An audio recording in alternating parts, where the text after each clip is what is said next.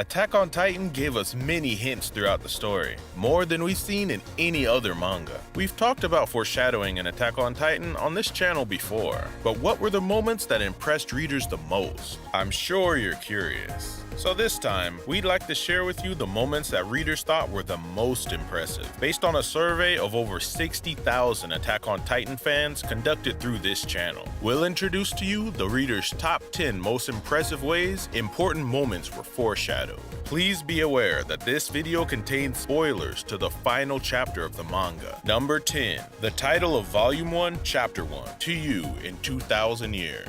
The title, To You in 2,000 Years, in the first chapter of Volume 1, was a topic among readers since the beginning of the series, wondering if it was hinting at something. This meaning was revealed in Volume 30, Chapter 122, which was titled, From You 2,000 Years Ago. In this chapter, Ymir Fritz's past is explained, and it turns out that the title of Chapter 1 was written from her perspective. The number of years being 2,000 can be calculated by looking at what year the story takes place in the manga, and remembering that the lifespan of those who become one of the 9 Titans is reduced to 13 years after the power is inherited. 2,000 is the number of years from the time Ymir first gained the power of the founding Titan to the time when Eren, its last heir, would die. The details of this were explained in a previous video, so if you're interested, please check it out. Eren didn't live out his life in reality, but in Volume 34, Chapter 138, there is a scene where Eren and Mikasa spend what remains of his life together peacefully without triggering the rumbling.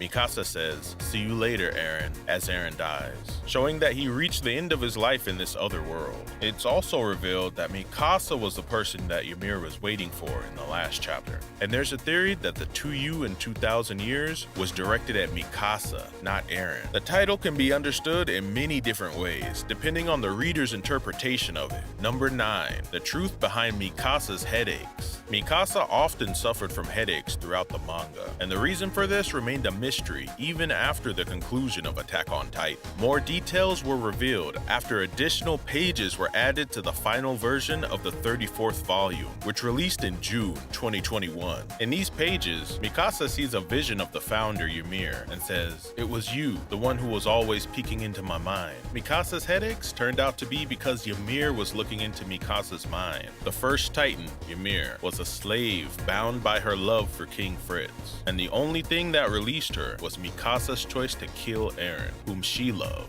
Mikasa's headaches were caused by Ymir because she was feeling the same emotions Ymir was, don't you think? Readers were speculating that Mikasa's headaches were caused by things that were happening in other timelines, or maybe it was because she was part Asian. There was a heated debate. Isayama-sensei may have inserted those additional pages about Mikasa's headache to put an end to all of that. Number 8. Eren's statement that Armin is the one who will save the world. In the chapter where Wall Maria is finally taken back from the Titans, when Eren and Levi were arguing whether to let Armin or Commander Eren live, Eren said, "It's not me or the commander who will save humanity, it's Armin." At first glance, it seemed like Eren just said this to save Armin's life, but it was actually foreshadowing for the final chapter. In Volume 34, Chapter 139, there's a scene where Eren makes contact with Armin in the past through the power of the founding Titan. In that conversation, Eren says his reason for causing the rumbling was to make Armin and the others the heroes who saved the world. His final words to him were, "You are the one who will save mankind, Armin."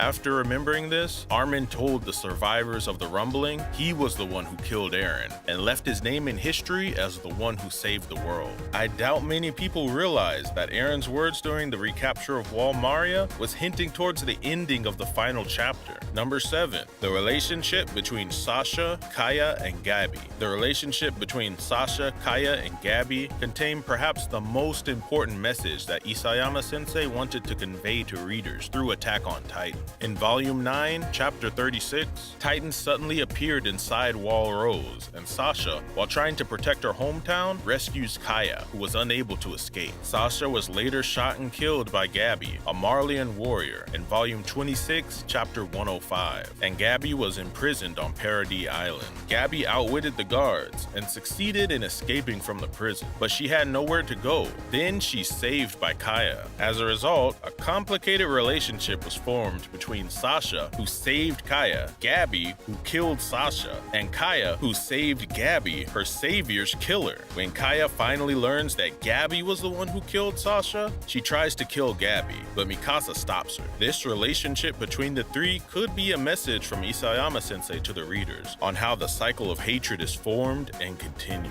Regarding Sasha's death, Sasha's father says, "I reckon Sasha died because she wandered in that forest for too long. We gotta get the children out of that forest. Otherwise, there's nothing that'll stop this from happening again.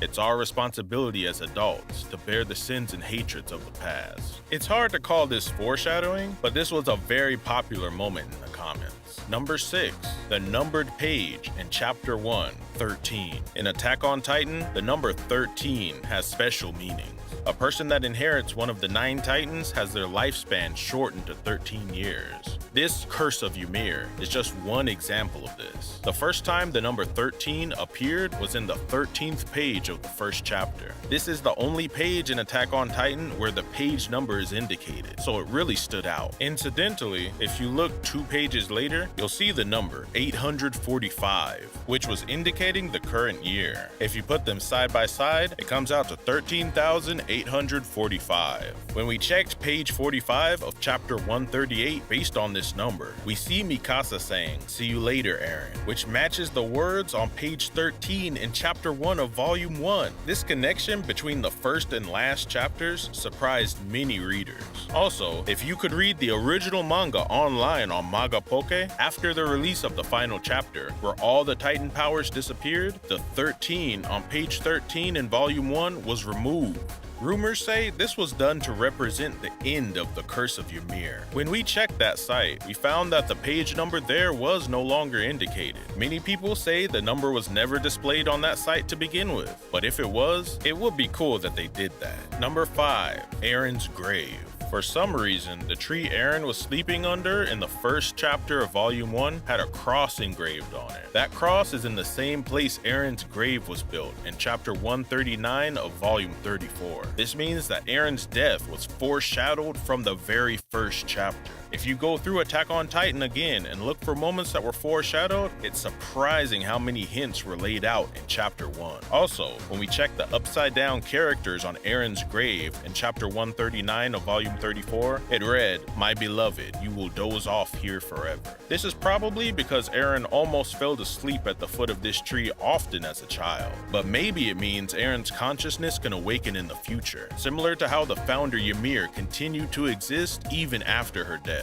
Number 4, Mikasa's "See you later, Eren." The foreshadowing from the line "See you later, Eren" was very popular in our survey. In Volume 1, Chapter 1, Eren woke up with tears in his eyes after seeing a woman who looked like Mikasa in his dream, and he pointed out that Mikasa's hair had gotten longer. This was foreshadowing for Volume 34, Chapter 138, where Eren and Mikasa spent the rest of Eren's life together without causing the rumbling in a different timeline. Mikasa said, "See you later, Eren," as he passed away. Mikasa's "see you later," when written with kanji, can imply death, which could be more accurate in this scenario. He also could be waking up from chapter 138 and returning to his childhood in chapter 1. So, she said, "See you later," because he left the timeline where he lived out his days in peace and entered the one where he would be killed. Ultimately, the "see you later, Eren" scene was cut out of the first episode of the anime.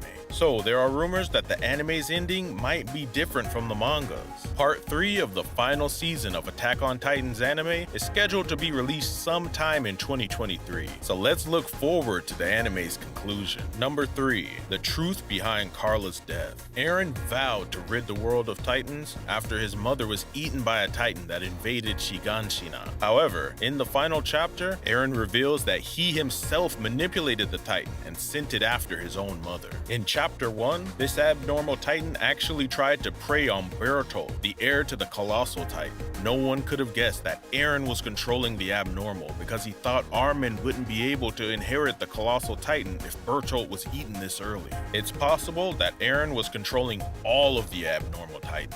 We've gone into detail on this theory in previous videos, so if you're a new viewer, please check them out. Many people were surprised when the abnormal titan that ate Carla turned out to be Dinah Fritz. Dinah was the ex-wife of Eren's father Grisha, a fact that was revealed in Volume 22, Chapter 87. In other words, Grisha's ex-wife ate his current wife. This is similar to the relationship between Sasha, Kaya, and Gabby, isn't it? Number 2. Grisha looking in the direction of future Eren in Chapter 1. It's no exaggeration to say that the most shocking and obvious foreshadowing in Attack on Titan was Grisha's face in the first chapter. When Eren says he wants to join the scouts in the future, his father Grisha says, "When I get back, I'll show you what's in the basement that I've been keeping secret for so long." Grisha's eyes were looking in a strange direction as he spoke. We find out later in the story that Grisha was looking at Eren from the future. In Volume 30, Chapter 121, Eren and Zeke go through the memories of their father,